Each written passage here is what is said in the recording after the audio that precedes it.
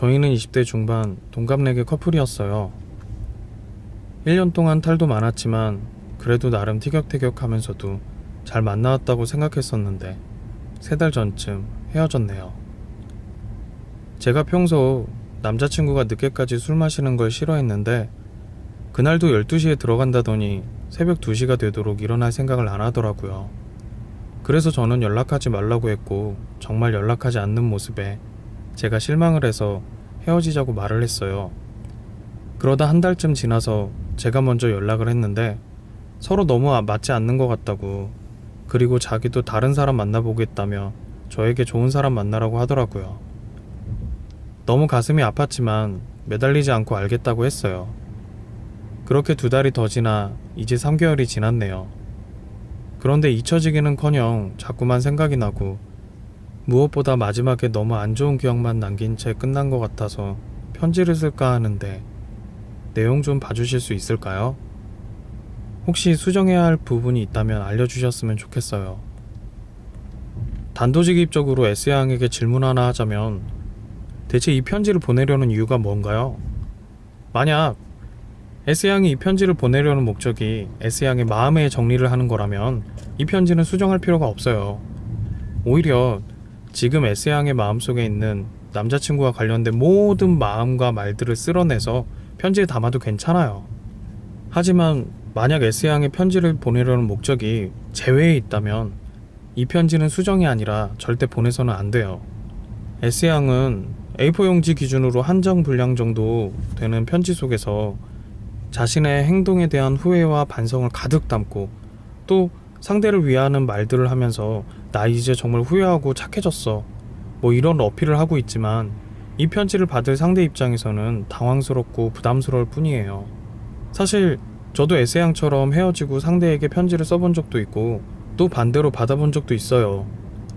처음이자 마지막으로 헤어진 여자친구에게 편지를 썼었던 건 군대에서 있었을 때였는데 아마 A4 용지 기준으로 5장쯤 썼었던 것 같아요. 당시에는 분명 재회를 바라는 건 아니지만 후회하는 내 마음을 전하고 싶었고 또 군대에 와서 헤어졌기 때문에 뭔가 제대로 된 정리를 못했으니까 그런 정리를 해야 된다고 생각을 했어요. 하지만 돌이켜 생각해보면 편지에 진심을 담아 보내면 그녀가 이 글을 읽고 눈물을 흘리고 감동하고 또 그런 식으로 재회를 할지 모른다는 기대를 했었던 것 같아요.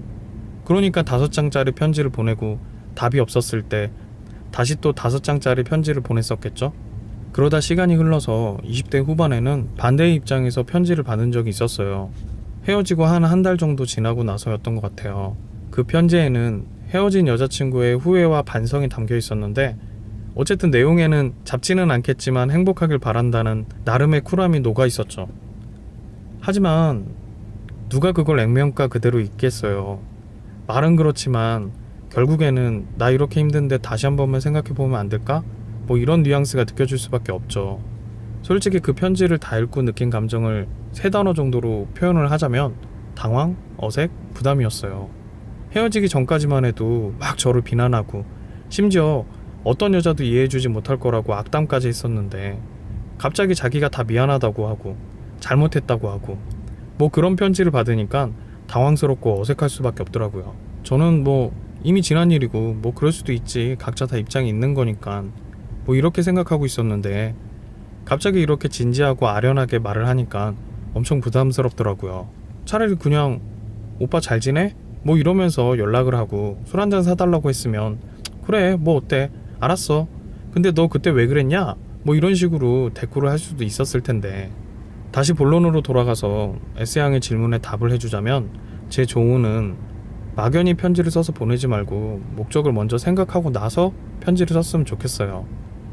앞서 말한 것처럼 정말 마음을 정리할 목적이라면 어떻게 보내든 큰 문제가 없겠지만 혹시나 조금이라도 재회의 목적이 있다면 괜히 쓸데없는 감정적인 편지를 쓰는 것보다는 차라리 오빠 나 술 한잔 사줘요 이렇게 하는 게 나을지도 몰라요.